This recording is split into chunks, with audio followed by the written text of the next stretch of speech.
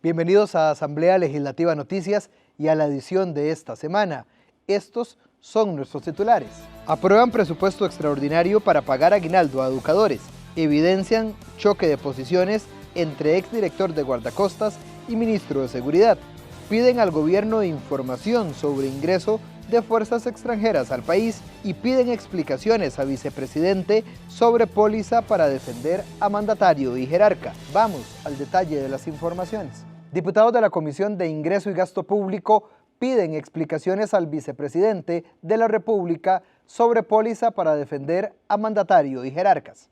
La Comisión de Ingreso y Gasto Público pidió cuentas al vicepresidente de la República, Stefan Brunner, sobre la póliza para defender al mandatario Rodrigo Chávez y a sus ministros en caso de cometer errores que impliquen procesos legales. El jerarca defendió la póliza argumentando que es necesaria y justa para que el funcionario público pueda cumplir correctamente con sus funciones sin poner en riesgo su patrimonio por cumplir como funcionario. El diputado Francisco Nicolás de Liberación Nacional le consultó si tiene alguna causa penal en estos momentos. Porque la opinión pública, a mi criterio, no sé usted qué opina, merece respeto. Y el ciudadano merece respeto. Y nosotros como funcionarios tenemos que decirles la verdad. Decir usted que cuenta con un informe, por supuesto que existe ese informe, pero ese informe era genérico. ¿Usted tiene, don Estefan, alguna causa penal abierta en este momento? Sí, señor. Entonces, nada más les recuerdo que las consultas a la Procuraduría siempre son generales. Uno no puede plantearle preguntas específicas. La Procuraduría le contesta al Poder Ejecutivo lo que le pregunte. Tan es así que el mismo procurador me dice, ante la pregunta específica, si esa póliza es legal o no, me dice, no puedo contestarle porque me la van a formular. Ahí está. Yo le voy a entregar una copia de este informe, don Estefan, para que usted lo tenga también. La diputada Paola Nájera se refirió al tema de la guerra judicial y persecución legal. Tenemos pendiente, por ejemplo, ver el informe de Diamante. No ha pasado. Con mucha urgencia, unas mociones sobre este tema de las pólizas fue presentado el 29 de octubre. Pero sigue durmiendo el sueño de los justos, copeservidores quienes estuvieron hace pocas semanas acá exigiendo justicia para muchísimos, para miles de costarricenses inversores a quienes ni siquiera la Asamblea Legislativa les ha podido hacer una justicia para tener al menos una sesión en esta comisión. La legisladora independiente Katia Cambronero consultó cuántas de las denuncias que tienen miembros del gobierno han sido puestas por los diputados. Que era un deporte nacional estar denunciando a los servidores públicos, a ministros y al presidente, así lo dijo usted, y que era un deporte de la Asamblea Legislativa poner denuncias. ¿Cuántas de las denuncias que tienen ustedes han sido puestas por diputados de la República? No tengo ese dato. Entonces, ¿por qué usted asevera que es un deporte de la Asamblea Legislativa poner denuncias? Porque en los medios sí sale.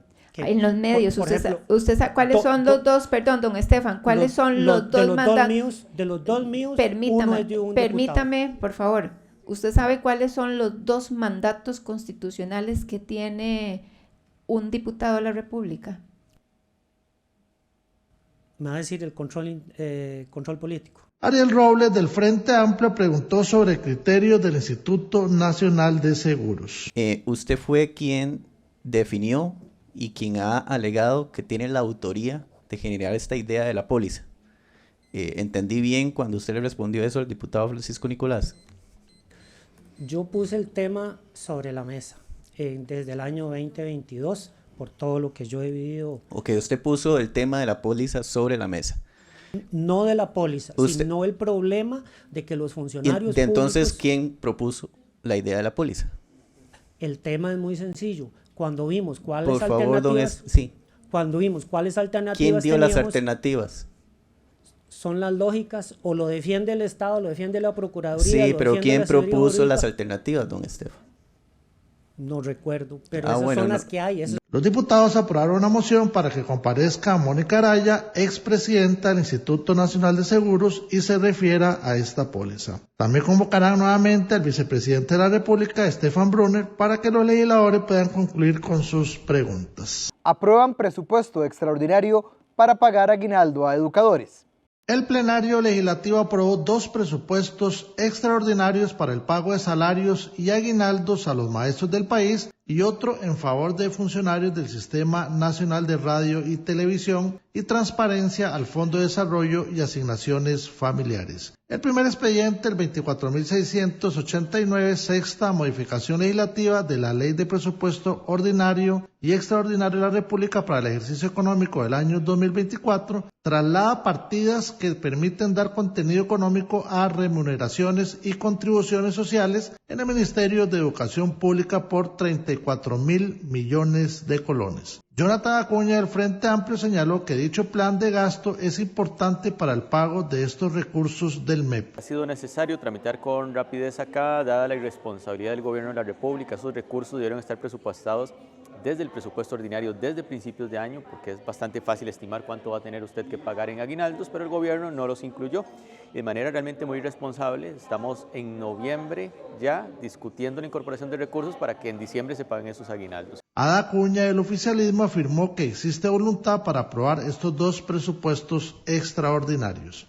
Para remuneraciones del MEP, y que esos dos son urgentes porque nos permiten cerrar el año con pagos y ajustes en el caso del MEP y en el caso del SINAR, que lamentablemente por la situación que ha tenido este año financiera, donde los contratos fueron suspendidos por la Contraloría, no pueden llegar a final de mes, en este mes, ni con el aguinaldo y el pago del mes de diciembre. Pablo Cibaja de Nueva República también se refirió a ambos proyectos. En una primera instancia lo presentó ante la Comisión de Asuntos Hacendarios, pero el mismo trae un problema, un tema meramente administrativo, por decirlo, un tema de procedimiento, que podíamos, como dicen en el pueblo, hacernos de la vista gorda y permitir que pasara, pero esto iba a dar pie que en el futuro, ante alguna situación similar, los legisladores del futuro o nosotros mismos pudiéramos aprovecharnos de ese portillo que ya se abrió para hacer modificaciones que no vengan al caso, por lo cual le pedimos al Ministerio de Hacienda que hiciera la corrección y mandar el nuevo presupuesto, los cuales se comprometieron a hacerlo, y nosotros le íbamos a dar una vía rápida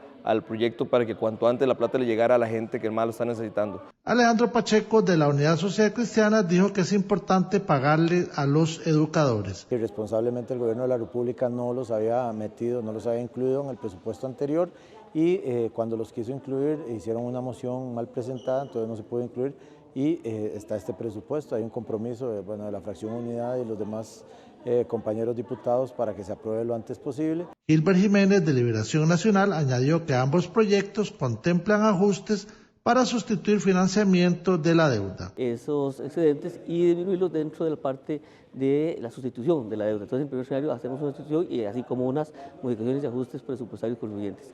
Y efectivamente hay una incorporación también para financiar los faltantes, principalmente en aguinaldo y salarios del Ministerio de Educación. Los diputados también aprobaron el expediente 24.603, sexto presupuesto extraordinario, que incluye recursos para FODESAF y el SINAR por medio de un ajuste de los ingresos y gastos de acuerdo con la recalificación a la baja para el año 2024. Presidente del Banco Central no convence a diputados sobre manejo de política económica.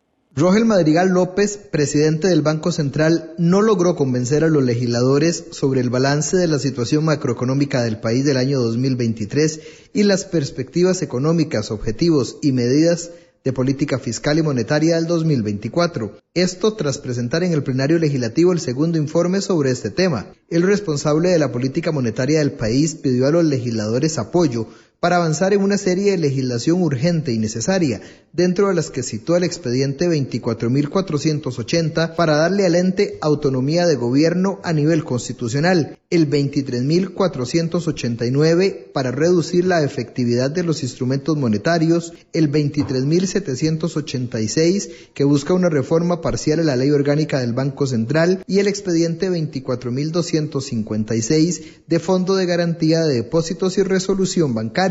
La legisladora del Frente Amplio, Sofía Guillén, cuestionó la situación económica del país y los datos de desempleo. Y vea la línea anaranjada, se fueron al mercado informal, la gente no está consiguiendo empleo formal y eso es una gran parte de la explicación de esos números que doña Pilar Cisneros y el presidente de la República se atribuyen como victoriosos. Se llama precarización. El diputado del liberal progresista Eli Fensay se unió a los cuestionamientos sobre las acciones desarrolladas para atender la inflación del país. La tasa de política monetaria está en un 4%, lo que nos arroja una tasa real de casi 5%.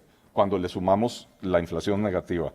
Evidentemente, el Banco Central no está usando sus herramientas de política para encauzar la inflación al rango meta. La representante de Liberación Nacional, Paulina Ramírez, consultó al jerarca sobre la relación que existe con el Ministerio de Hacienda para mantener el tipo de cambio. Simplemente que no existe esa relación, no existe. Pueden consultar, las actas son públicas, han sido públicas y siguen siendo públicas, las pueden consultar, las han consultado, no hay, el ministro de Hacienda ni siquiera asiste. ¿Y qué preocupación tiene el Banco Central con respecto a lo que viene afectando en la economía nacional el tipo de cambio y principalmente ya reflejada en la baja de los ingresos tributarios? Es que lo que hemos dicho una y otra vez, el tipo de cambio es un resultado del funcionamiento de la economía. Por su parte, la jefe de bancada oficialista Pilar Cisneros preguntó a Madrigal López cómo ve la economía nacional con respecto al área latinoamericana.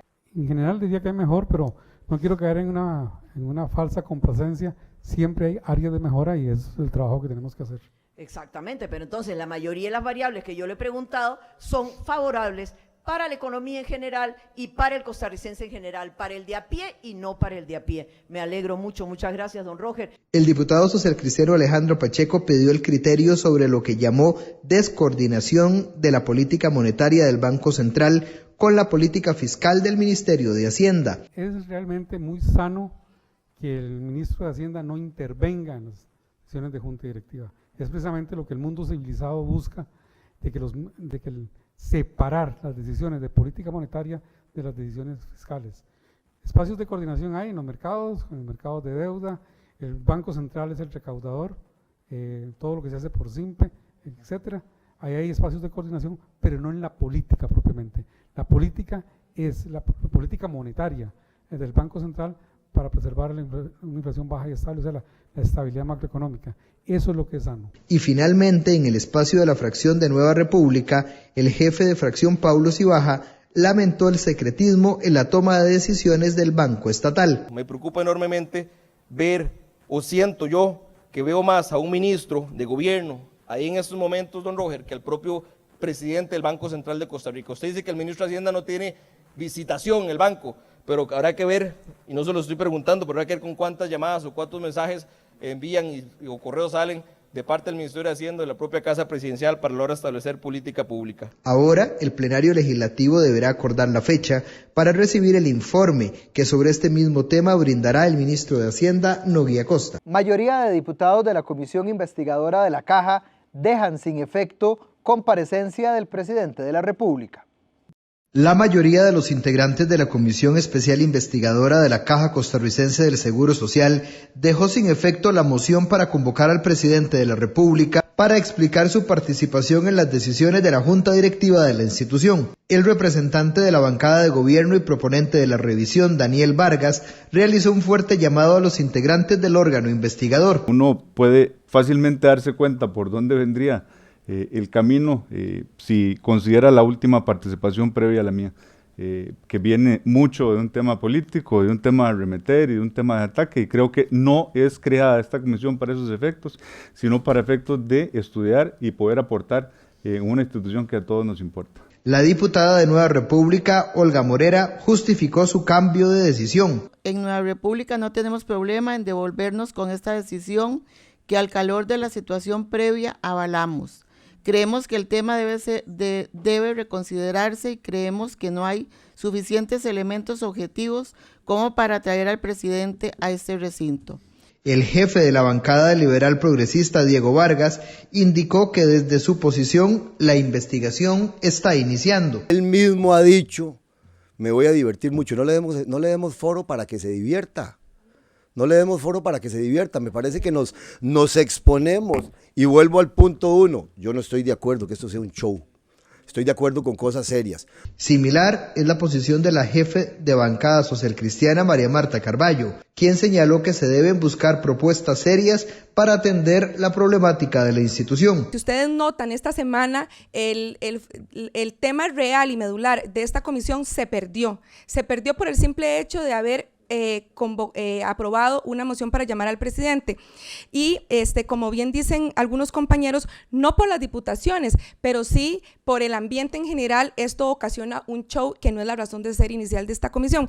Por su parte, la proponente original de llamar al jefe de Estado, la diputada Rocío Alfaro, dejó en claro la necesidad de recibir al mandatario. Yo creo que aquí lo que tenemos es evidentemente una reacción por las declaraciones que dio el señor presidente posterior, que fue una declaración efectivamente exagerada a una invitación a una audiencia que pone más bien interés, un mayor interés por su reacción. ¿Por qué reaccionar de esa forma tan exagerada, tan tratando de generar conflicto cuando solamente se le está invitando precisamente para que aclare su participación en las decisiones que aquí investigamos y que por supuesto van más allá del caso Barrenador? La comisión valorará si durante el transcurso de la investigación se necesita de nuevo volver a convocar al presidente de la República. Retraso en la instalación de escáner obliga a integrantes de la Comisión de Asuntos Hacendarios a introducir cambios a ley de eurobonos. La Comisión de Asuntos Hacendarios le dio dictamen afirmativo al expediente 24.462 que impulsa modificaciones a la ley 10.332 que autoriza emitir eurobonos. Esta propuesta presentada por el Poder Ejecutivo busca que la tercera autorización para emitir eurobonos por $1.000 millones que debe realizarse en diciembre se traslade hasta diciembre del 2025 y la cuarta emisión programada para ese año se pase para el 2026. Los cambios se vuelven casi obligatorios dado que dichas emisiones están condicionadas al plan de implementación de escáneres en el puesto fronterizo de Jabdeba y Caldera y la cuarta emisión al plan de implementación de los escáneres en los puestos fronterizos de Paso Canoas y Peñas Blancas, los cuales no se van a poder cumplir como se esperaba. El diputado Eliezer Feinsack fue el único de la comisión que votó en contra de la iniciativa. ¿Qué sentido tiene ahora decir, no, el gobierno no cumplió con los requisitos, entonces cambiamos la ley? Si los requisitos eran para garantizar el buen comportamiento fiscal del gobierno. Y ojo lo que están cambiando. Lo que están cambiando es el balance primario, y ahorita voy a hablar un poquito más sobre el balance primario. Y el balance primario lo están bajando para el año 2024 en más de medio punto porcentual, de 1,85 a 1,30. Y para el año 2025 lo están bajando en 0.4%, de 2,25 a 1,85. Y lo otro que están cambiando significativamente es en el inciso de la relación de pagos de intereses del gobierno, de la deuda del gobierno al Producto Interno Bruto, que pasaría para el año 2024 de 4,90 a 5,10 y para el año 2025 de 4,60 a 5, ¿verdad? Entonces, evidentemente aquí hay un incumplimiento de las condiciones. La jefa de la fracción del gobierno, Pilar Cisneros, explicó que el Poder Ejecutivo no cumplirá con la condición de instalar los escáneres en los puestos fronterizos de Jabdeba y Paso Canoas, dado que el Distrito Móvil del Cuerpo de Ingenieros del Ejército de los Estados Unidos recomendó que los dos primeros escáneres donados se instalen en Puerto Jabdeba y Puerto Caldera. Todos acabamos de estar, la mayoría de los que estamos aquí estuvimos en la reunión con los representantes del Fondo Monetario Internacional. ¿Qué fue lo que dijeron?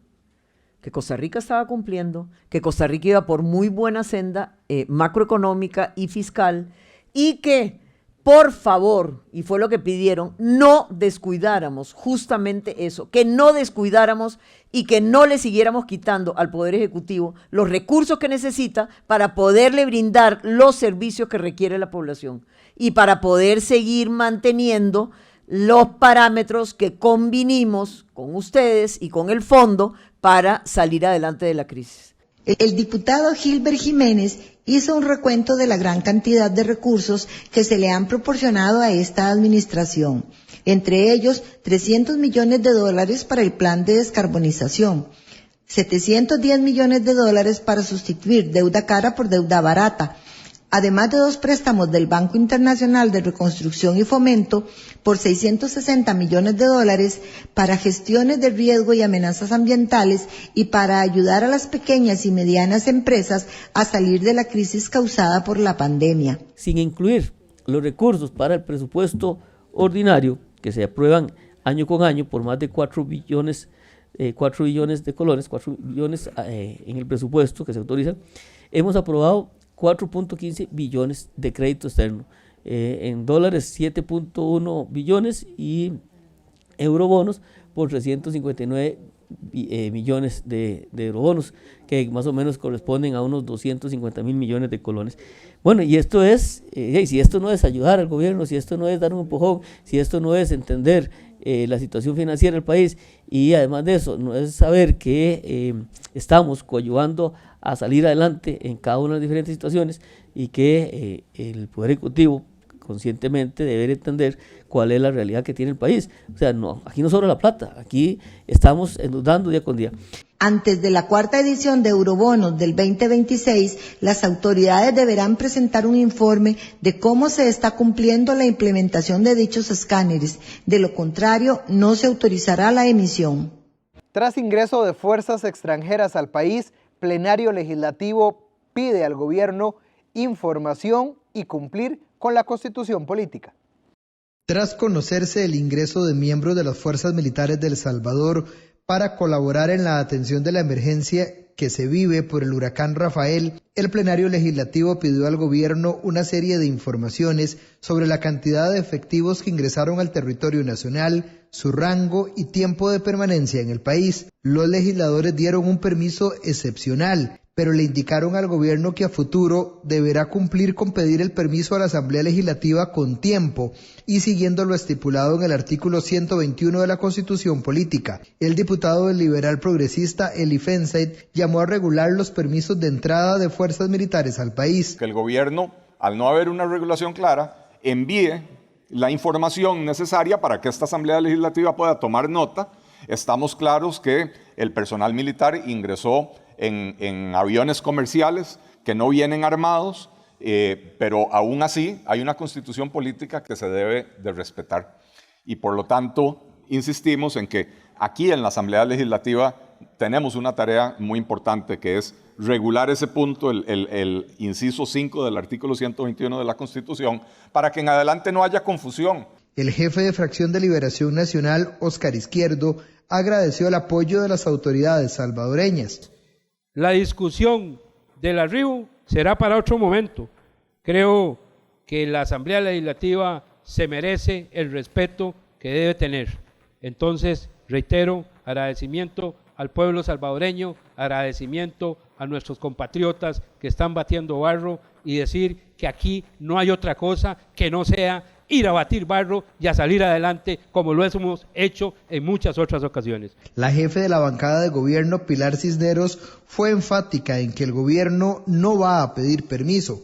El gobierno no tiene que pedir permiso y no va a pedir permiso. Punto. ¿Por qué? En el 2015 hubo una resolución de este Congreso de la República donde dice: el Congreso aprobó que solo las aeronaves de guerra con equipo, sea ofensivo o defensivo, tendrán que pasar por el filtro parlamentario antes de su ingreso a Costa Rica. Y yo les pregunto si Avianca es un avión de guerra o no, si trajeron armas o no. Y evidentemente la respuesta es no y no.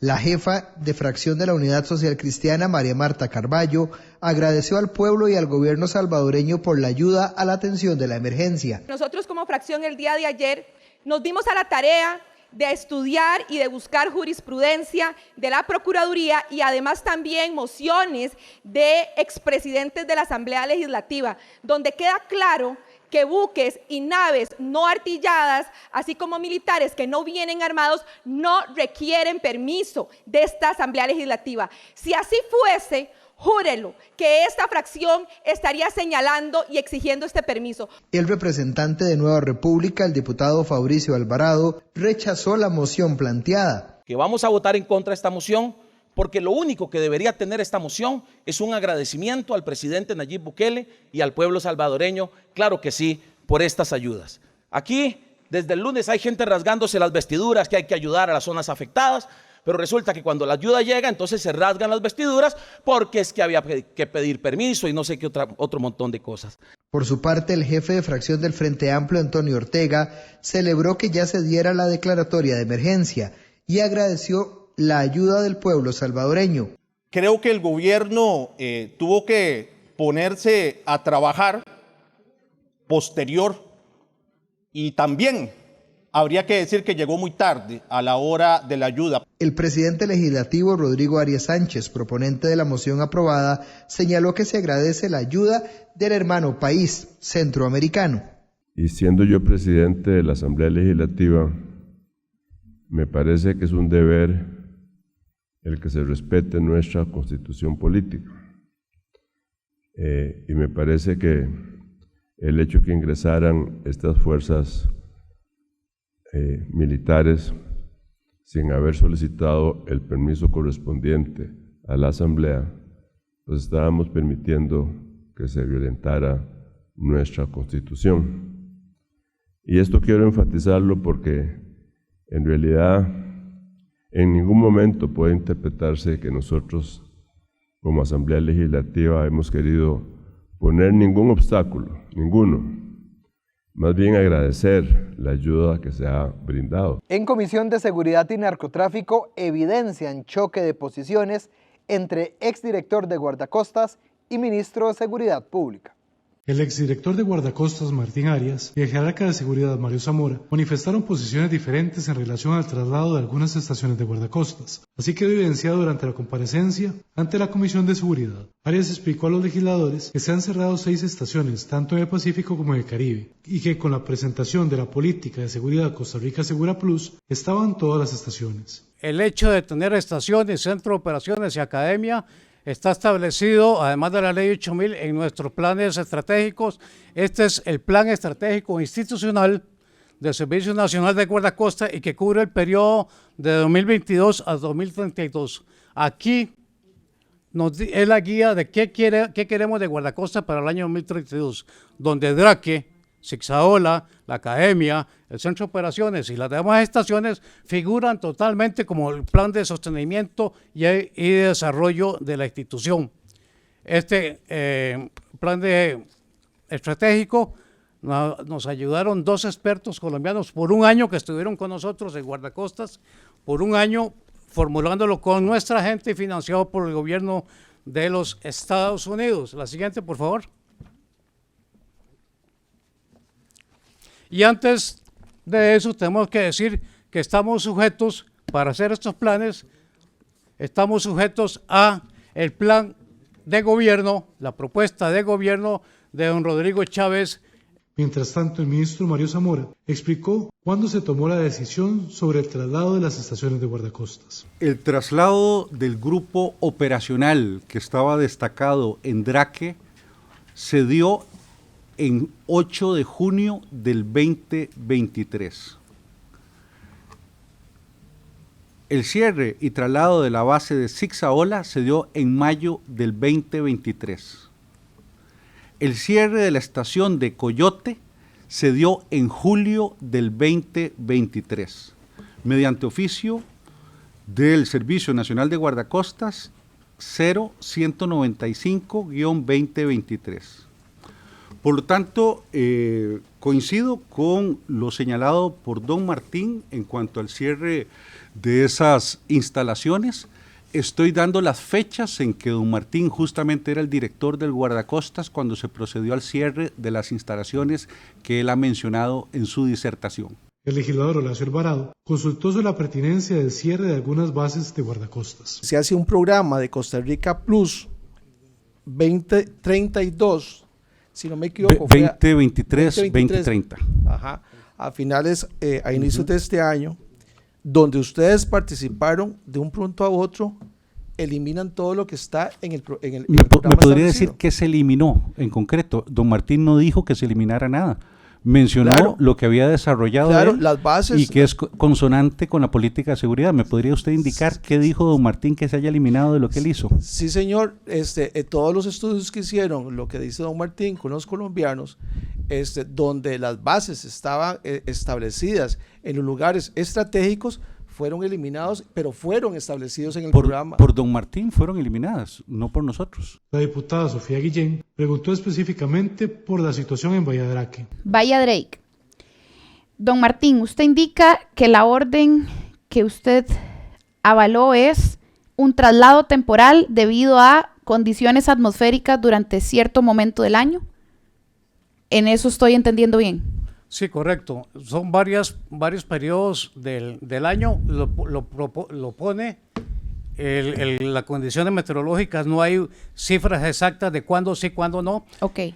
Se mandaron las embarcaciones. Ojo, es que aquí no es ese error puesto. Se sacaron las embarcaciones del lugar para refugiarlas en Golfito, pero de ahí salían a patrullar todas esas áreas. Entiendo. ¿Quién dio esa orden? Fue usted, señor viceministro. La pregunta ahora es para don Steller. ¿Usted dio la orden de que en Bahía Drake pasara a operar otro grupo, en este caso Fuerza Pública, y no guardacostas, o no? Dimos la orden de que el equipo especial se trasladara, se mantuviera en Golfito, que abriéramos otro más en Quepos y que temporalmente ocupara las instalaciones la Fuerza Pública hasta que se construya el muelle, porque no hay cómo atracar, porque se pone en riesgo la integridad de las embarcaciones y de los oficiales. Los congresistas de oposición expresaron su preocupación por el cierre de estaciones de guardacostas y su impacto en la seguridad nacional. Comisión de Asuntos Jurídicos busca mayor claridad con reforma a ley de préstamos gota a gota.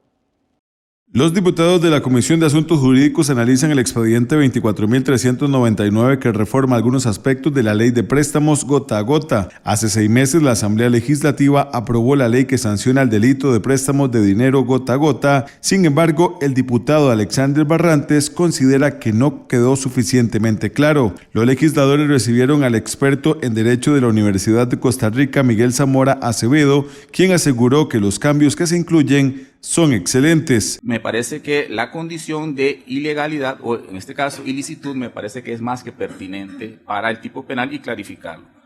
Porque de caso contrario, bueno, la mayoría de préstamos que hay, muchos son de carácter informal, entrarían con la categoría de delito, básicamente porque no se establece el umbral de lo lícito o lo ilícito. Con esta modificación sí se clarifica lo que es el préstamo normal, digamos, informal si se quiere, y de lo que constituiría el delito al decir que es algo injusto. La congresista Rocío Alfaro dijo mantener una duda en cuanto a la expresión de la obligación crediticia que haya sido otorgada de manera ilegal por necesidad y cuestionó que qué pasa cuando hay extorsión por deudas hechas en forma legal. Me da la impresión de que quedaría por fuera entonces las amenazas y la intimidación en las deudas que son contraídas de forma legal. O sea, como que es el tipo penal entonces se deriva o solamente estaría aplicándose a los préstamos informales.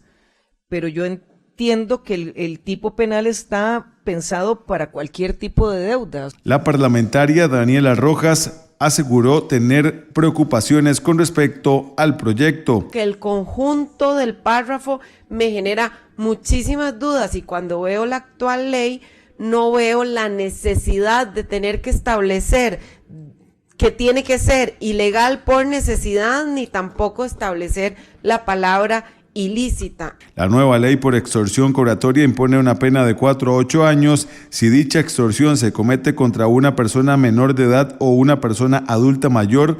La pena aumenta de 5 a 10 años y sube de 8 a 15 cuando califica como delincuencia organizada.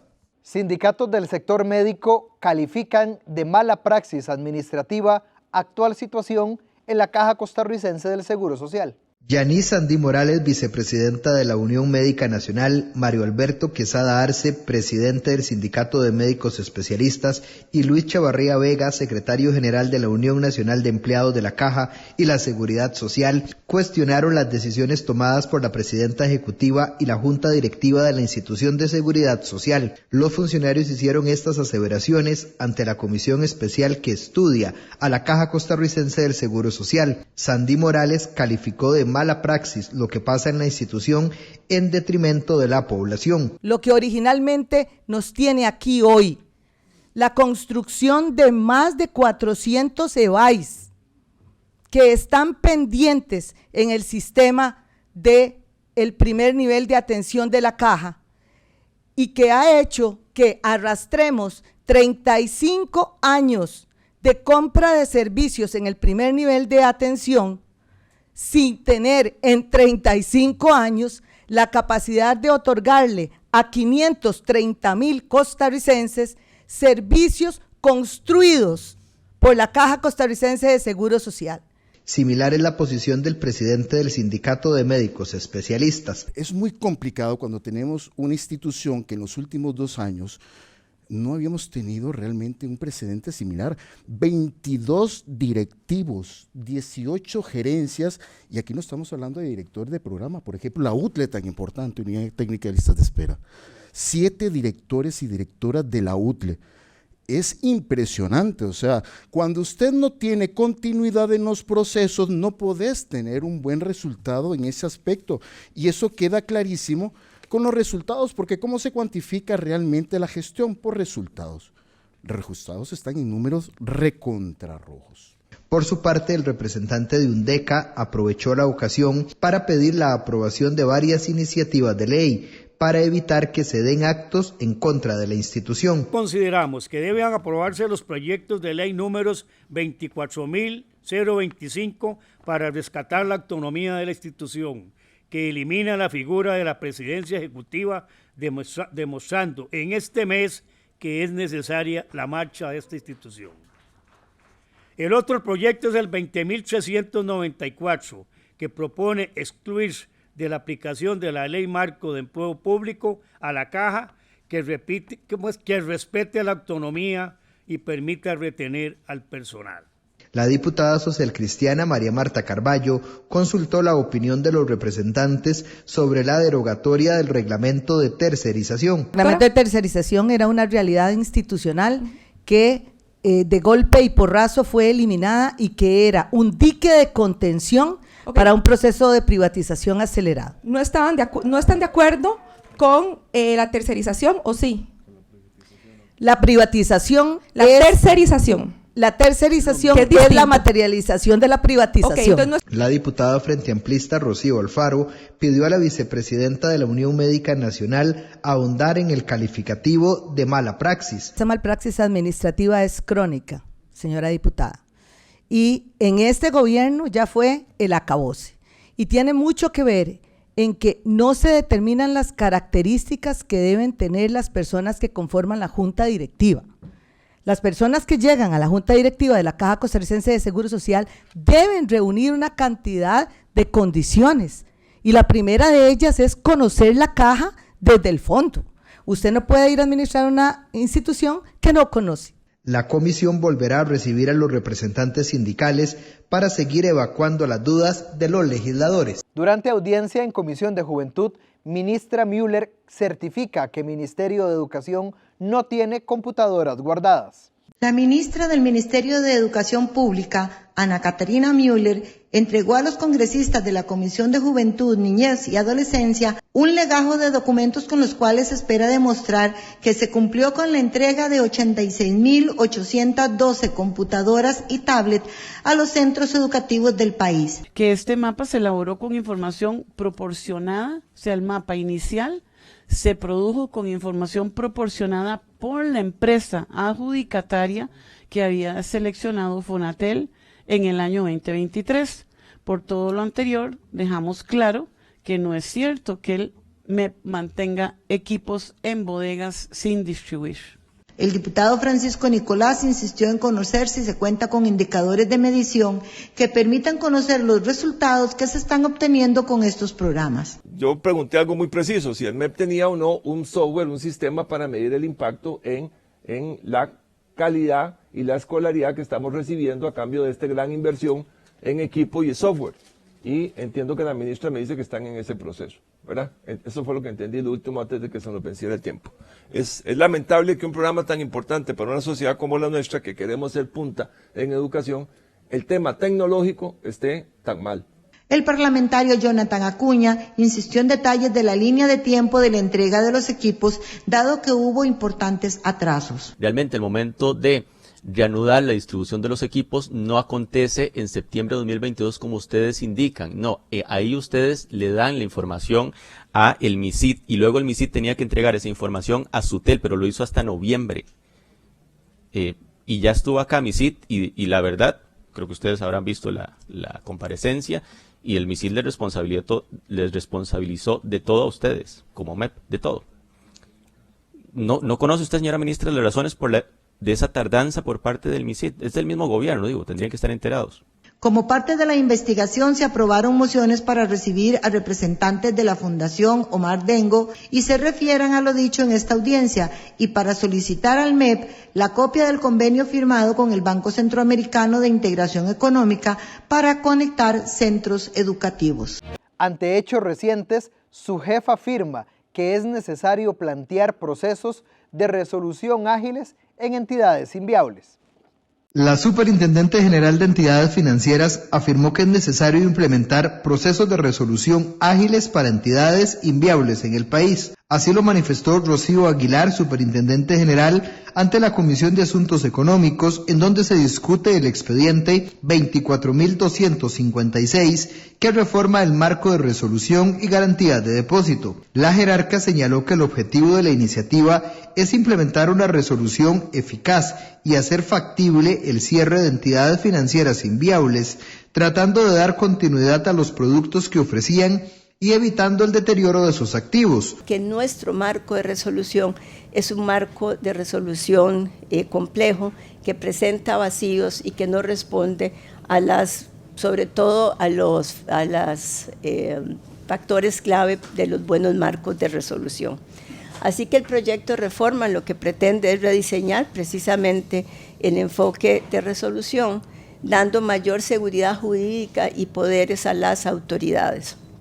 Se introducen de esta manera cambios a la Ley 9816 respecto a competencias más amplias para el CONACYT como autoridad de resolución y una mayor independencia al Fondo de Garantía que había nacido, digamos, casi que como un departamento del Banco Central. Katia Rivera de Liberación Nacional consultó sobre las medidas que va a tomar la SUGEF para mitigar el impacto en los inversionistas. ¿Qué medidas va a tomar la SUGEF para mitigar ese impacto en la confianza de los depositantes y de los inversionistas, ¿verdad? Sobre todo aquellos que han confiado en la garantía estatal para el tema de las mutuales cuando están tramitando algo por medio del BAMBI. La forma en que operaría es que lo haría de la forma en que actualmente también lo hace, es decir, actualmente la garantía estatal cubre a la totalidad de los pasivos de los bancos estatales.